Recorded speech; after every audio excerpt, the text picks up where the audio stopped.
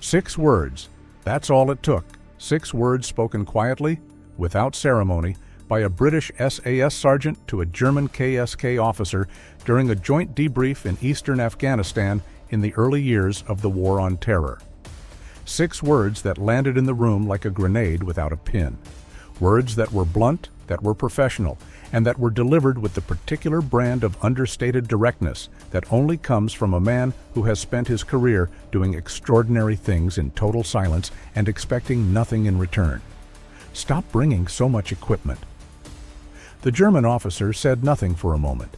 He looked at the man who had just said this lean, bearded, slightly weather-worn figure in nondescript clothing who had just returned from a multi-day foot patrol through some of the most inhospitable mountain terrain in the world, carrying less than some hikers take on a weekend trail. He looked at the intelligence products sitting on the table between them. The hand-drawn diagrams, the notebook pages filled with observations, the pattern of movement data that had been accumulated by 4 British soldiers lying motionless in a scrape in the Afghan mountains. Data that no satellite, no drone, and no quantity of German electronics had been able to generate in weeks of parallel effort. And then he understood. This is not a story about rivalry. The KSK, Germany's Kommando Spezialkräfte, is a serious and capable force, built deliberately in the image of the SAS, trained to a standard that eliminates the vast majority of candidates, and staffed by some of the most professional soldiers in the German Bundeswehr. This is not a story about one force being better than another in some absolute sense. Both units have fought and bled in the same wars, and they have done so with courage and skill. This is a story about a fundamental difference in philosophy. A difference so deep it runs through every piece of equipment carried, every decision made in planning, every breath taken on approach to a target. A difference that the mountains of eastern Afghanistan made visible in a way that no training exercise, no joint conference, and no theoretical discussion ever could. It is a story about what happens when a force built around technology meets a force built around the individual, when a system of sophisticated platforms and modern sensors encounters a man who has trained for years to need none of them, when quantity of equipment comes face to face with quality of human being, and when the mountains between Afghanistan and Pakistan, the same mountains that broke Alexander the Great's army, that consumed the British Empire, that swallowed a generation of Soviet soldiers, reduce both forces to exactly what they are underneath all the gear. To understand the confrontation, you have to understand the terrain. The border region between eastern Afghanistan and Pakistan's federally administered tribal areas is not simply difficult. It is among the most hostile environments on the surface of the planet.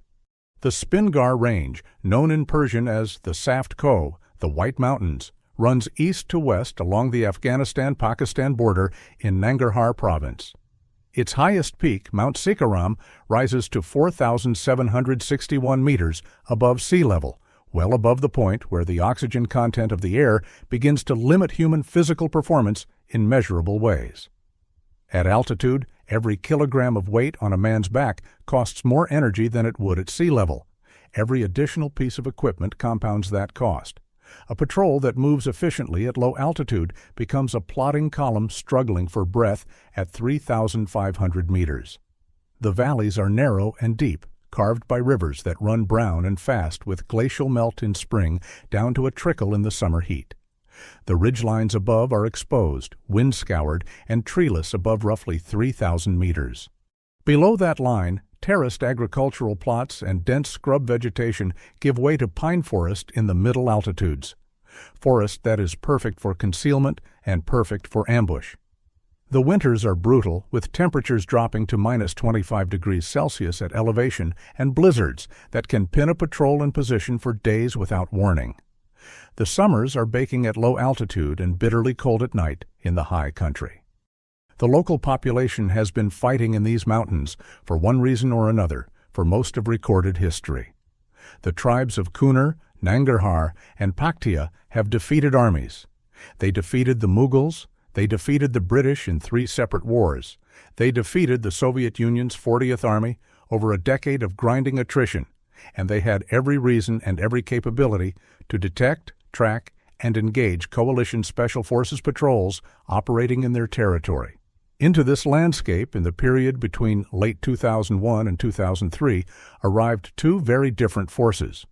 Both were elite, both were serious, both had the same enemies and the same broad mission: to find, identify, and support the capture or elimination of al-Qaeda and Taliban leadership using small teams operating in difficult terrain ahead of conventional forces. Their methods could not have been more different. Germany's Kommando Spezialkräfte was formed in 1996. This is a fact worth dwelling on for a moment because it explains a great deal. The KSK was established with specific and deliberate reference to the British SAS. Its very structure, training philosophy, and organizational logic were modeled on the regiment at Hereford. Early KSK operators trained directly with 22 SAS, learning the foundational principles of special operations from the unit whose founding in 1941 had effectively invented the modern concept of small-team deep penetration warfare. The KSK selection process is, by any objective measure, extraordinarily demanding. Candidates undergo a 3-month aptitude phase conducted in the Black Forest, a region whose terrain is demanding without being the brick on beacons, involving a 100-kilometer march under load, a 90-hour cross-country run, and a resistance to interrogation phase that tests candidates to their psychological limits. Pass rates hover between 8 and 10%. Of 350 candidates in a documented selection cycle from 2008, only 9 passed. The KSK, by the time it deployed to Afghanistan as part of Task Force K-Bar in 2001, was not a garrison force playing at special operations. It was a genuine Tier 1 unit with genuine selection standards, genuine training, and genuine capability. But the KSK was also by 2001 5 years old. And in special operations, 5 years is nothing. The SAS was, by the same date, 60 years old. Not as a ceremonial institution, not as a training organization that occasionally deployed, as a continuously operating, constantly fighting, relentlessly learning unit that had accumulated more operational experience in sustained unconventional warfare than any comparable force on Earth. Malaya in the 1950s. Oman in the 1960s and 1970s. Northern Ireland from 1969 onward, 30 years of covert operations in an urban environment that taught the regiment more about surveillance, restraint, and intelligence-led targeting than any number of training exercises. Sierra Leone, the Gulf, the Falklands, Bosnia, Afghanistan in 2001, and then again from 2009 onward, with Iraq in between. Each campaign had deposited something in the institution, a technique, a lesson, a refinement of an already refined approach. By the time an SAS patrol inserted on foot into the mountains of eastern Afghanistan in 2001, it was carrying, in addition to whatever the individual operators had in their rucksacks, the accumulated operational knowledge of 6 decades of continuous warfare. That knowledge was not written down in any manual the KSK could access. It lived in the operators themselves. The first significant joint operation that brought the two forces into direct contact and comparison was Afghanistan's opening phase, in which Germany contributed KSK operators to Task Force K-Bar, the Combined Joint Special Operations Task Force. South, commanded by U.S. Navy SEAL Captain Robert Harward, comprising Special Operations Forces from 7 nations, including the United States, Canada, Australia, New Zealand, Norway, Denmark, and Germany. The task force ran more than 75 missions between October 2001 and April 2002, clearing caves, exploiting intelligence sites, and providing the eyes and ears for coalition operations against al-Qaeda and Taliban remnants in southern and eastern Afghanistan. The KSK operators who participated in Task Force K-Bar were professional, competent, and brave. They conducted reconnaissance missions and provided security in mountain terrain.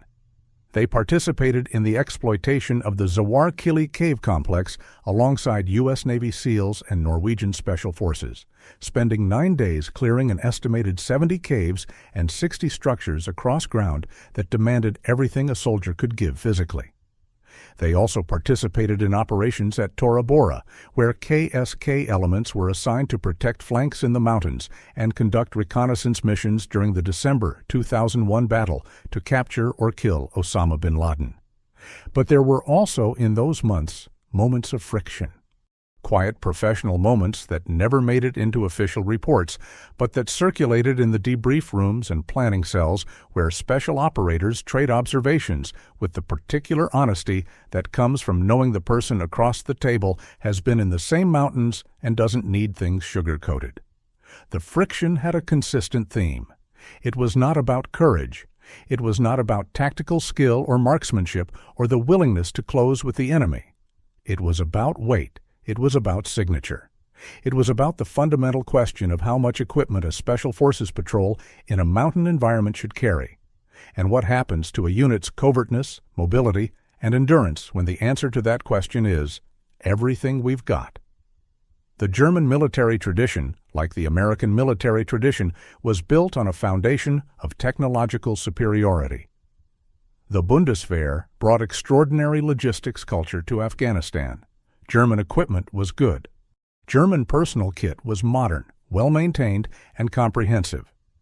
KSK operators deployed with extensive body armor systems, the latest generation of communications equipment, night vision devices, weapon systems fitted with the full complement of modern accessories, and rucksacks loaded to weights that reflected the German military's emphasis on having every contingency prepared for. This approach is not irrational. In a direct confrontation, more equipment can mean the difference between living and dying. Better body armor stops rounds. Better communications keep a patrol connected to support. Better night vision makes navigation safer. The Germans had studied the problem of special operations and concluded, reasonably, that protection and capability were worth the weight cost. The SAS had reached a different conclusion. Not because the British didn't understand the value of equipment, but because they had spent 60 years learning which equipment actually mattered and which equipment's weight was better spent on speed, silence, and endurance. The SAS doctrine of load management was not calculated on a spreadsheet. It was calculated in the break-on beacons over decades of selection marches in which candidates carrying progressively heavier loads over progressively greater distances at progressively faster timescales either developed an intuition for what was essential and what was not, or they failed and went home.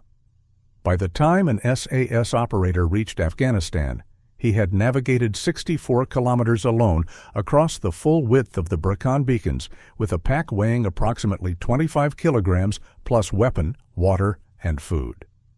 He had completed continuation training in the jungles of Brunei, where weight was a direct threat to operational effectiveness in terrain that rewarded mobility above almost everything else.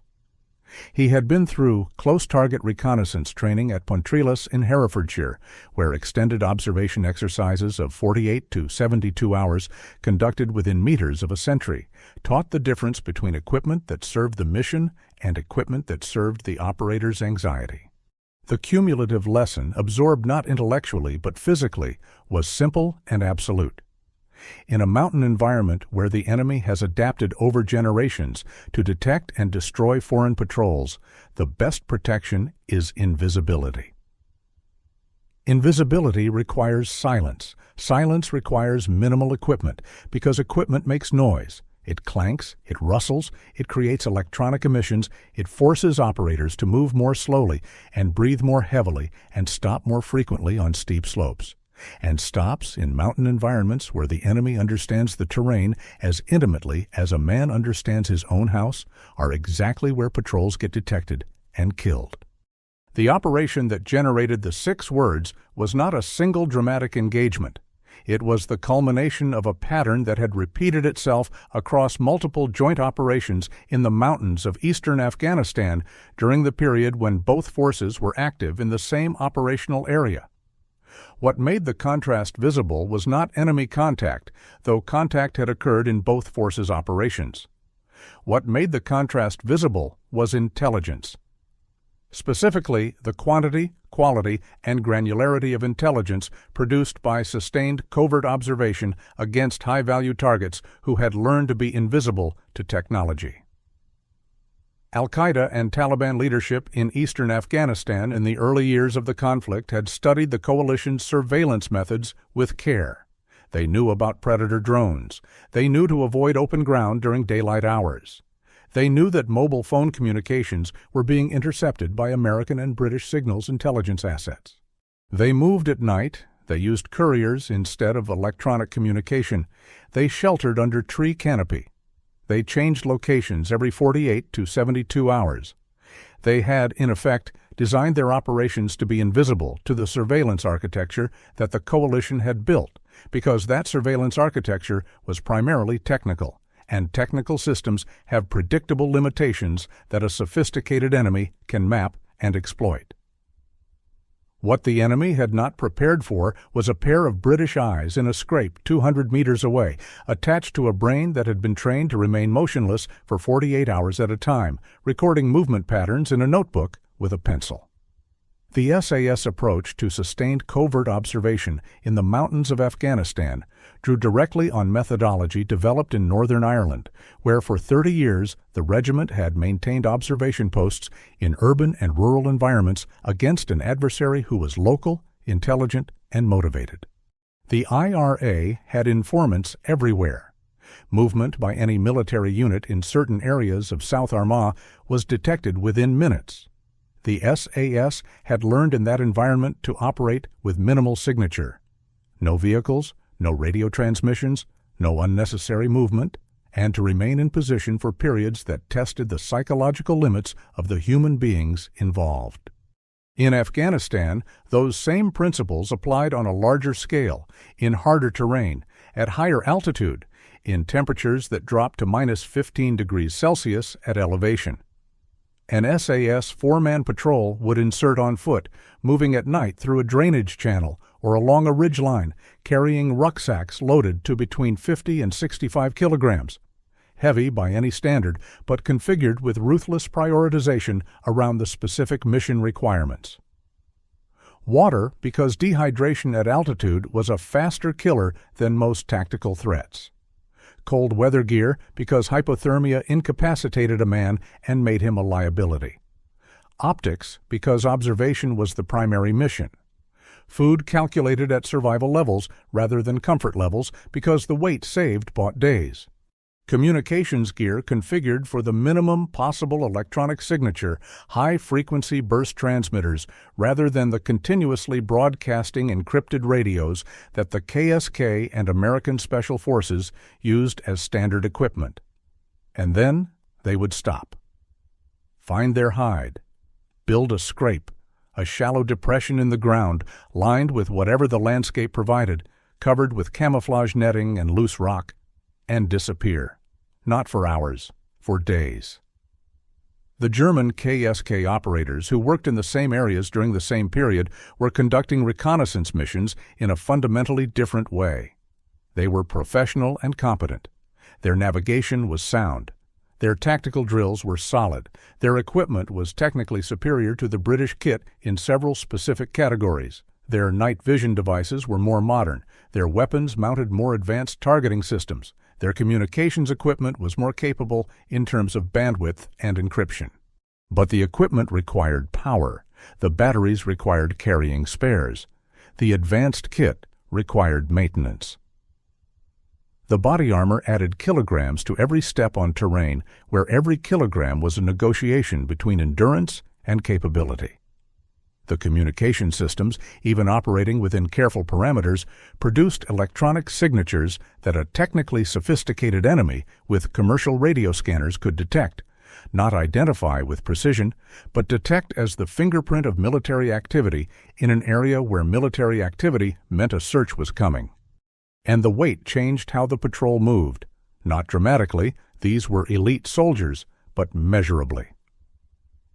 A patrol carrying 40 kilograms at 3,500 meters moves differently than a patrol carrying 25 kilograms at the same altitude. It stops more often, it breathes more audibly, it disturbs more ground cover on steep traverses.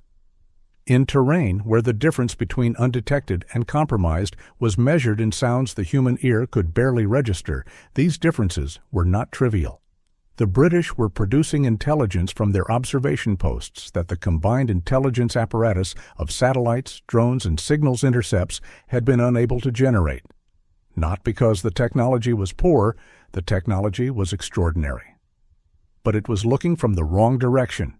It was looking down from 22,000 kilometers, from above cloud cover, at a fraction of the ground it was supposedly monitoring. The SAS was looking horizontally from 200 meters with human eyes that had been trained to notice the significance of a mark scratched into a boulder, a pause at a specific compound, a man with a particular gait who walked through a valley at 4 in the morning. When those two intelligence pictures were compared, the vast, expensive technological picture and the handwritten notebook from the scrape, the notebook consistently contained things the technology had missed. Transit routes used during the brief windows between drone repositioning cycles, courier patterns that only became visible after 72 hours of unbroken observation, a compound that had not previously been flagged as significant, but where the patrol had observed 6 armed men arrive at 3 in the morning and leave before dawn, which no satellite had recorded because the satellite had been repositioned 8 hours earlier to support another operation. The Americans who worked alongside both forces noticed the disparity quietly, in the way that professionals notice things they find genuinely difficult to explain to people who weren't there.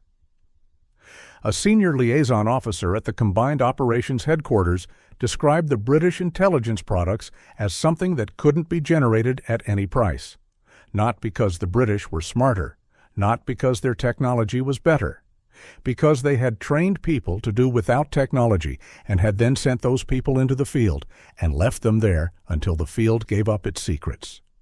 The KSK's contribution was not wasted. It was genuine, valued, and integrated into the broader intelligence picture. But in the specific category of sustained, covert ground observation, the thing that the enemy had specifically not prepared for, the British produced results that were in another category entirely. The debrief that generated the 6 words happened some weeks into a period of joint operations in the eastern provinces.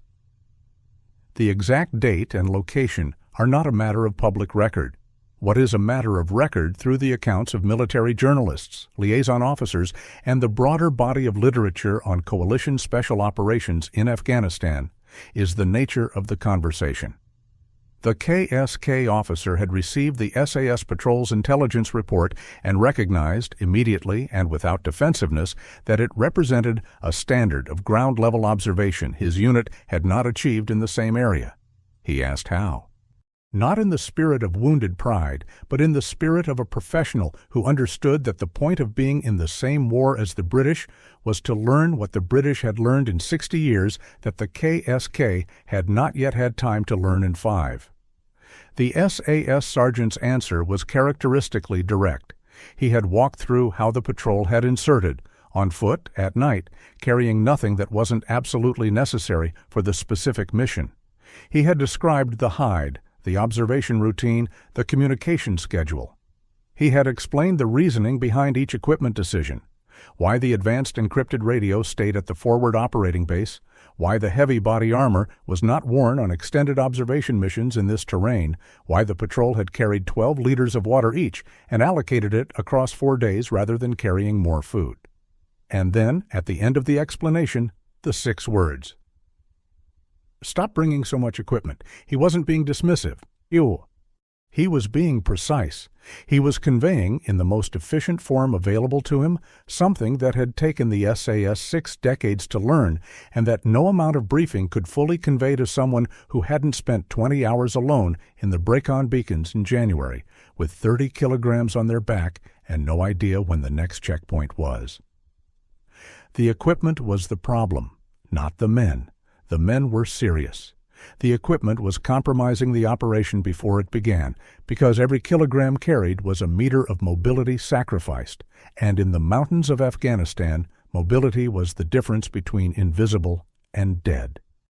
To understand why the SAS had reached this conclusion and the KSK had not yet internalized it fully, you need to understand what happens during SAS selection to a man's relationship with his equipment. The selection process for 22 SAS at Sterling Lines in Hereford begins, as has been documented by numerous former operators, with a brutal simplification. The candidate arrives carrying what the Army has told him he needs. The directing staff look at it, and then the marching begins. Within the first days of the hills phase, across the exposed ridge lines of the Brecon beacons, he discovers that some of the things he was told he needed are killing him. Not metaphorically. The extra weight is creating a physiological load that is compounding the already significant cost of the terrain, the pace, and the weather to produce a math problem that comes out to, I cannot keep moving at this rate with this weight. And so he learns to calculate. He learns that a kilogram is not just a kilogram. It is a decision about endurance versus capability, and in special operations on foot in difficult terrain, endurance usually wins. The candidate who arrives at the end of selection with a deep and functional understanding of what he actually needs versus what makes him feel prepared has learned something that no classroom can teach. He has learned it through suffering, which is the only education that sticks. By the time that man is in Afghanistan, carrying a rucksack configured for a 12-day covert observation mission, he has made every equipment decision with a precision that comes from years of physically experienced consequence. He is not carrying less because he is reckless. He is carrying less because he has calculated with extraordinary accuracy exactly what the mission requires, and nothing more. The margin for error in that calculation is narrow, and he knows it, and he carries it with him as calmly as he carries his weapon. The German system, for all its rigor, had not yet produced that same level of hard-won individual calculation. The KSK selection was demanding, but it was 5 years old. The institutional memory, the transmitted wisdom of operators who had made that calculation wrong and survived to explain why, the quiet corrections from sergeants who had been in the same terrain a decade earlier and knew what the ground did to overloaded patrols, had not yet accumulated to the depth that 60 years of continuous operation had produced at Hereford. This was not a criticism of the German soldiers. It was a structural reality. You cannot buy institutional memory. You cannot download it. You can only accumulate it, operation by operation, year by year, generation by generation, until the lessons become reflexes and the reflexes become culture. The practical implications of the equipment difference went beyond intelligence collection. In mountain terrain, the relationship between load and tactical mobility has consequences that cascade through every phase of an operation. A patrol that is heavier moves more slowly on the approach. A patrol that moves more slowly covers less ground before first light, which constrains where the observation post can be established. A constrained observation post position may not offer the angles of sight necessary to observe all relevant activity. An observation post that doesn't observe the right activity produces intelligence with gaps. Intelligence with gaps produces targeting decisions that are less precise. Less precise targeting means the enemy commander survives when he should have been captured. Every extra kilogram in the rucksack has a downstream effect that runs all the way to the strategic outcome of the mission. This is the calculation the SAS had learned to make. This is the calculation that the 6 words were meant to convey. There was also the question of what happened when a patrol in the mountains had to move unexpectedly. Not on a planned extraction route at the planned time, but suddenly, because something had gone wrong. Because a goat herder had wandered too close to the hide, because an early morning patrol of local fighters was moving in a direction that would bring them within 50 meters of the observation post, because the mission had changed and the team needed to reposition before first light. In those moments, speed was survival. And speed at 3,500 meters, with temperatures below freezing and ground cover that punished every hurried footfall, was a direct function of how much weight was on your back. An SAS patrol that needed to move could move quickly because the operators had carried precisely what they needed and nothing more. A patrol carrying 15 additional kilograms of equipment that had not been used during 4 days in the hide had 15 additional kilograms working against them when the moment came to disappear. The SAS had been in that moment, operationally and in training, enough times to know exactly what it cost. The KSK had been told about it in classrooms. There is a difference. What happened after the 6 words were spoken matters as much as the words themselves. The KSK officer listened. He asked questions, specific professional questions about load configuration, about which equipment categories the SAS considered mission essential for extended observation in mountain terrain, about the communication protocol that allowed the patrol to operate without continuous radio contact. He took notes. He went back to his planning cell and, according to accounts from liaison personnel who were present in the same headquarters, he began a process of deliberate adaptation. This is the part of the story that deserves more attention than it typically receives because it reflects something about the KSK that pure operational comparison misses. A force that cannot hear criticism cannot learn. A force that cannot learn cannot evolve. And a force that cannot evolve in a war that is constantly changing will eventually fall behind the war. The KSK heard the 6 words and took them seriously. In subsequent joint operations, observers noted changes in the German approach to extended reconnaissance missions, reduced load configurations, modified communications protocols, longer observation timelines before extraction. The changes were not wholesale or immediate. They were incremental, careful, and applied thoughtfully to specific mission types. But they happened. This reflects something important about what the encounter in Afghanistan actually was. It was not a humiliation. It was a professional conversation between 2 serious forces who happened to be operating in the same mountains at the same time against the same enemy with different tools forged from different histories.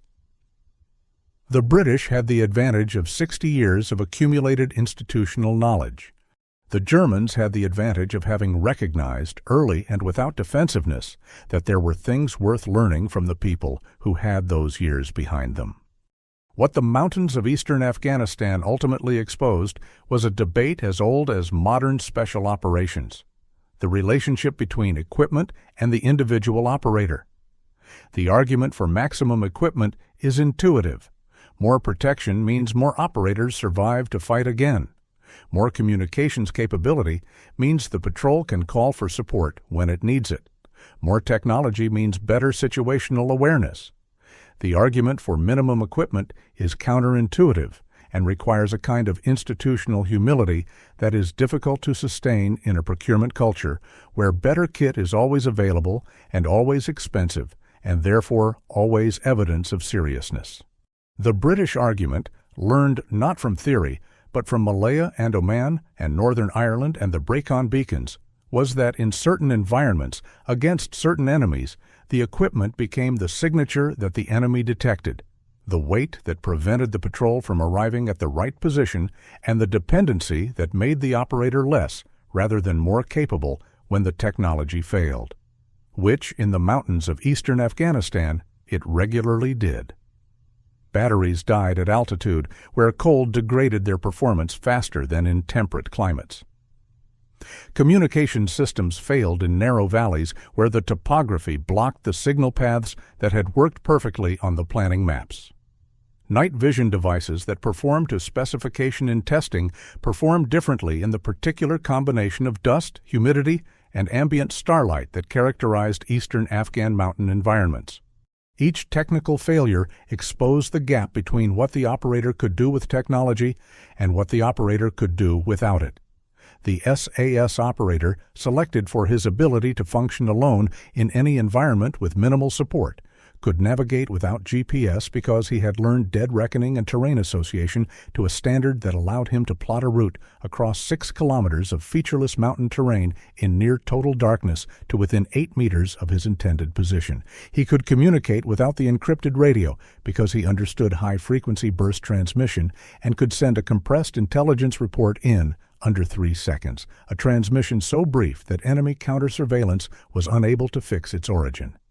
He could observe without electronic sensors because he had been trained to remain motionless for 48 hours and to read human movement patterns with the patience of a man who had no alternative. The technology was not the capability. The man was the capability. The technology was an enhancement that worked when it worked and became a liability when it didn't. The Afghanistan episode between the SAS and the KSK became, in the years that followed, a reference point in professional military education circles on both sides. Not because it produced a dramatic tactical outcome or changed the course of an operation, but because it posed the question clearly, in the cleanest possible experimental conditions. 2 elite forces, same mission, same terrain, same enemy, different approach, and produced an answer that was hard to argue with. The answer was not that technology was useless. It was that technology without the underlying individual capability to operate without it was a vulnerability dressed as a strength. When the technology worked, it multiplied the capability of the operator. When it failed, it left the operator with whatever was underneath. And in special operations, what was underneath determined everything. The German KSK, to its credit, understood this and adapted. In the years after Afghanistan, the unit continued to develop its sustained observation capability, its foot patrol doctrine, and its approach to load configuration for extended covert missions.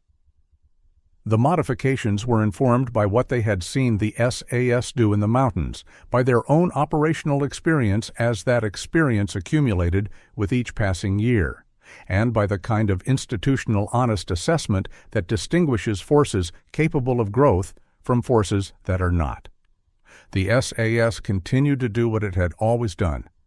Night after night, patrol after patrol, the operators moved through terrain that would defeat a lesser force, carrying what they calculated they needed and nothing more, lying still in hides that were invisible from 3 meters away, recording the movements of enemies who believed they were invisible and who were not.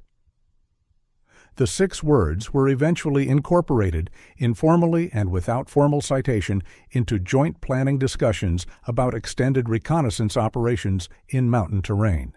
They became a shorthand for a principle that required far more than 6 words to explain properly, but that those 6 words captured with extraordinary efficiency. Stop bringing so much equipment. It was not a dismissal. It was not a slight.